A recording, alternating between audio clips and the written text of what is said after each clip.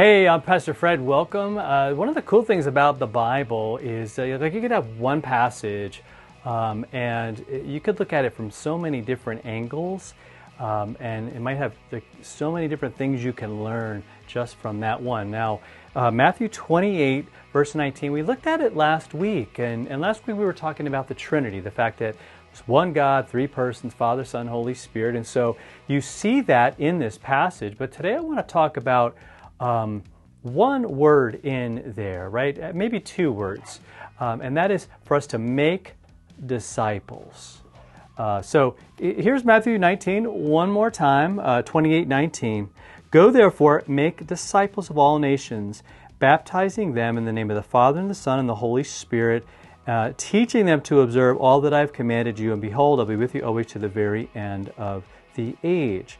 And so I want us to look at like kind of what is the mission of the church.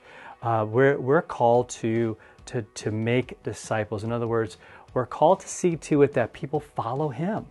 I love when I read in books and Christians are referred to as Christ followers. I think that's a great title. I think Christian is great because we bear the name of Christ. And so if that's what it means, let's go with that as well. But also Christ followers is just so it just sums it up. We're here to follow Him, and it's a really simple formula and a simple concept. We know this is on YouTube, and very often we'll share it to other social media places where we follow folks. There's a follow button, right? You click it and you follow them. In other words, you're going to get content from them. You're going to find out when they post something. And the point is that maybe every day, maybe throughout the day, you're seeing what they're doing. And when they do something, you want to check it out. You want to see it. You want to learn from it. You want to enjoy it or whatever it is. That's what it means. Like you don't follow something you're not interested in, right? But you do that so you don't miss anything. And that's the whole point of following Jesus. I don't want to miss anything. In fact, the point is that He is with us, and He wants us to get it right. And here's what I mean by that.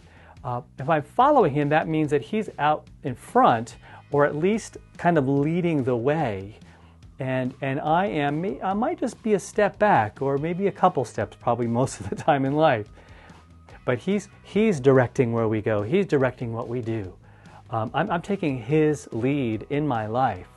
And that starts with believing that He died for me. That starts with believing. That's the discipleship is the fancy term we use in the church. But discipleship is nothing more than what does it look like to follow Jesus? Like, how do we do that? What does it look like? Again, begins with faith in Him, trusting in Him that He suffered, died, and rose. Knowing that okay, when I believe, I baptized into Father, Son, Holy Spirit. That deal is sealed. I am adopted. I am made His. I have that full assurance of that. God's put it all together there for me. But my thing is that I would follow Him, but that I would also show others what that looks like.